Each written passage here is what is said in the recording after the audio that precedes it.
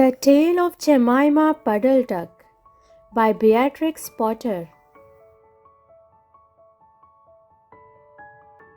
What a funny sight it is to see a brood of ducklings with a hen.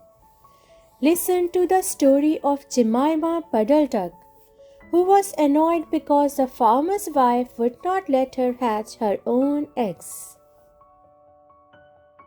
Her sister-in-law, Mrs. Rebecca Puddle Duck, was perfectly willing to leave the hatching to someone else. "I have not the patience to sit on a nest for 28 days. And no more have you, Jemima. You would let them go cold. You know you would." "I wish to hatch my own eggs. I will hatch them all by myself," quacked Jemima Puddle Duck. She tried to hide her eggs, but they were always found and carried off. Jemima Puddle Duck became quite desperate. She determined to make a nest right away from the farm. She set off on a fine spring afternoon, along the cart road that leads over the hill. She was wearing a shawl and a poke bonnet. When she reached the top of the hill, she saw a wood in the distance.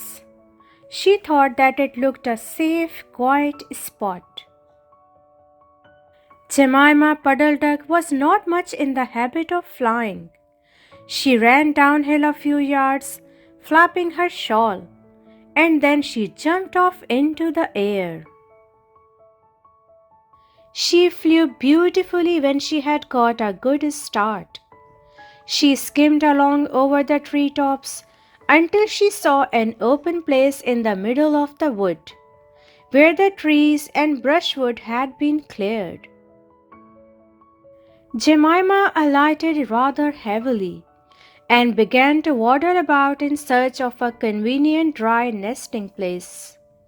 She rather fancied a tree stump amongst some tall foxgloves. But seated upon the stump, she was startled to find an elegantly dressed gentleman reading a newspaper. He had black brick ears and sandy-colored whiskers. "Quack!" said Jemima Puddle Duck, with her head and her bonnet on one side. "Quack!" The gentleman raised his eyes above his newspaper and looked curiously at Jemima. "Madam, have you lost your way?" said he. He had a long bushy tail which he was sitting upon, as the stump was somewhat damp. Jemima thought him mighty civil and handsome. She explained that she had not lost her way, but that she was trying to find a convenient dry nesting place. "Ah, is that so? Indeed," said the gentleman with sandy whiskers, looking curiously at Jemima. He folded up the newspaper and put it in his coat-tail pocket. Jemima complained of the superfluous hen. "Indeed, how interesting! I wish I could meet with that fowl. I would teach it to mind its own business. But as to a nest, there is no difficulty.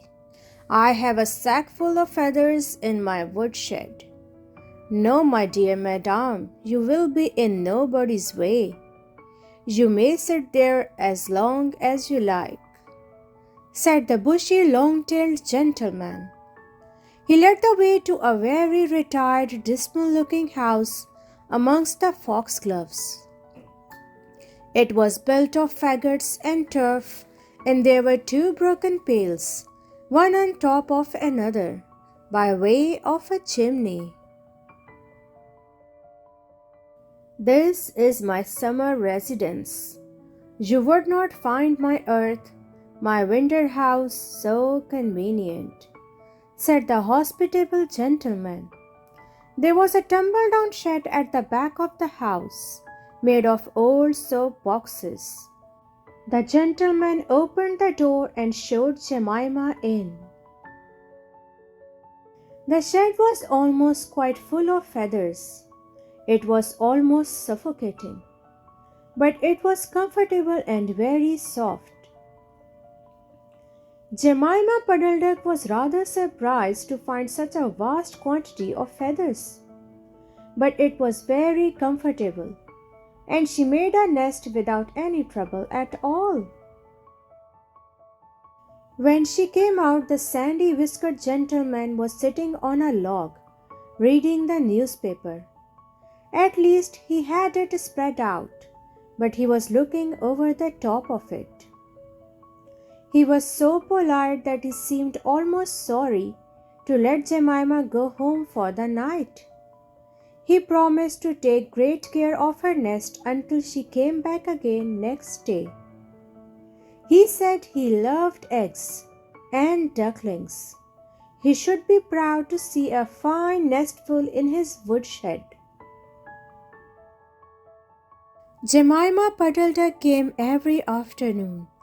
She laid 9 eggs in the nest. They were greeny white and very large. The foxy gentleman admired them immensely. He used to turn them over and count them when Jemima was not there. At last, Jemima told him that she intended to begin to sit next day. "And I will bring a bag of corn with me, so that I need never leave my nest until the eggs are hatched. They might catch cold," said the conscientious Jemima. "Madam, I beg you not to trouble yourself with the bag. I will provide oats. But before you commence your tedious sitting, I intend to give you a treat. Let us have a dinner party all to ourselves. May I ask you to bring up some herbs from the farm garden to make a savory omelette, sage and thyme, and mint and 2 onions, and some parsley. I will provide lard for the stuff, lard for the omelette," said the hospitable gentleman with sandy whiskers. Jemima Puddle Duck was a simpleton. Not even the mention of sage and onions made her suspicious.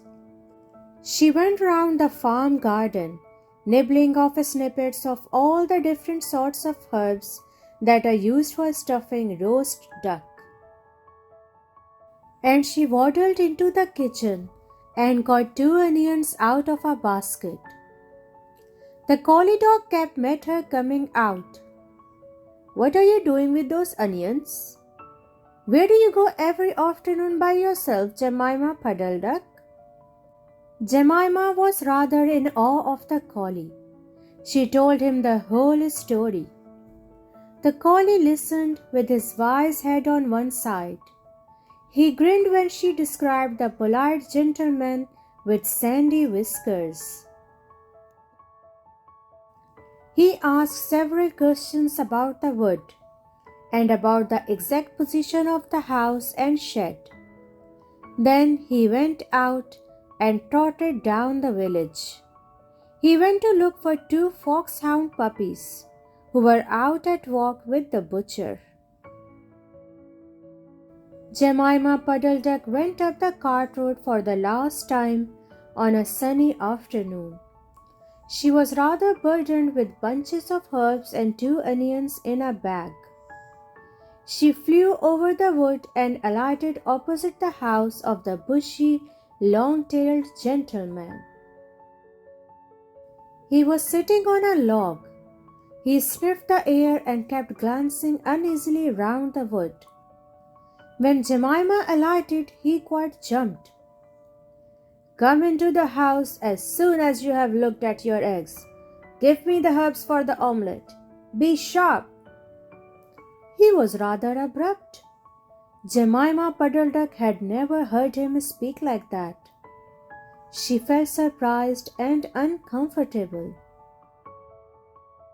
While she was inside, she heard pattering feet around the back of the shed. Someone with a black nose sniffed at the bottom of the door and then locked it. Jemima became much alarmed.